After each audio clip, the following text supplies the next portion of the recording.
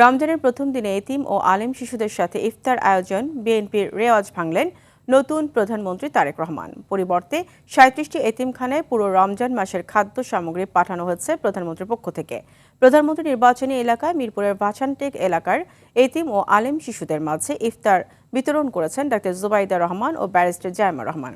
প্রধানমন্ত্রীর নির্দেশে পুরো রমজানের খাদ্য সামগ্রী পৌঁছে দেন তার সহকারী একান্ত সচিব আব্দুর রহমান সানি। আরও জানাচ্ছেন শামীম চৌধুরী। রমজানের প্রথম দিন এতিমদের সঙ্গে ইফতার করতেন প্রয়াত প্রধানমন্ত্রী ও বিএনপি চেয়ারপারসন বেগম খালেদা জিয়া। প্রথা ভেঙে মায়ের দেখানো পথে আরও এক ধাপ এগিয়ে প্রধানমন্ত্রী তারেক রহমান। প্রধানমন্ত্রী ব্যস্ত রাষ্ট্রীয় কাজে।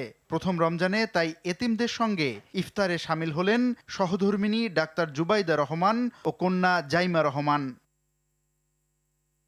প্রধানমন্ত্রী তারেক রহমানের নির্বাচনী আসন ঢাকা ১৭-এ মিরপুরের ভাসানটেক এলাকায় হাফিজিয়া কোরবানিয়া এতিম মাদ্রাসায় ইফতার বিতরণ করেন ডাক্তার জুবাইদা ও ব্যারিস্টার জাইমা। খোঁজ নেন অসহায় এতিম শিশুদের। পরে জামিয়া কোরবানিয়া তালিমিয়া দাওরায়ে হাদিস মহিলা মাদ্রাসা ও এতিমখানায় ইফতার গ্রহণ করেন সহায়হীন শিশুদের সঙ্গে।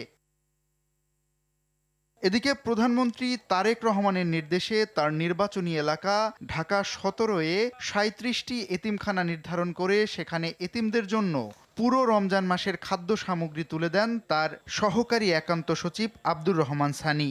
দোয়া চান সরকার প্রধান ও তার পরিবারের জন্য।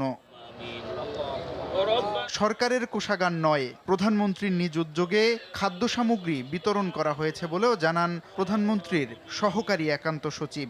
ওরা তো অসহায়, ওই তো মা নাই বাবা নাই, এখন ওনারা স্ব-উদ্যোগে অনেকে অনেক জায়গায় করেছেন। এটাকে রাষ্ট্রীয়ভাবে একটা স্বীকৃতি দরকার এবং রাষ্ট্রীয়ভাবে ওনাদেরকে একটা পৃষ্ঠপোষকতা দরকার, কারণ এই বাচ্চাদের অভিভাবক কিন্তু রাষ্ট্র। যে আমাদের প্রধানমন্ত্রী ওনার যে ভিশন এবং টার্গেট যে আমরা একটা রাষ্ট্রকে সুস্থ সবল রাখতে চাই, তো সেই ক্ষেত্রে আমরা এই এতিমদেরকে প্রাধান্য দিয়ে আমরা কাজটা শুরু করেছি। আমরা এই অত্র এলাকায় ৩৭টা আমরা এতিমখানা এবং মাদ্রাসা আমরা লিস্ট করেছি। এই ইফতার এবং সেহরি এবং মধ্যরাতের খাবার যেটা এবং কার্পেট যেটা, ওইটা ওনার একান্ত ব্যক্তিগত উদ্যোগ থেকে এটা করা হয়েছে অ্যাজ এ সংসদ সদস্য হিসাবে। একজন সংসদ সদস্য হিসেবে পর্যায়ক্রমে প্রধানমন্ত্রী তার নির্বাচনী আসনে সমস্যা চিহ্নিত করে সেগুলো সমাধান করবেন বলেও জানান তিনি।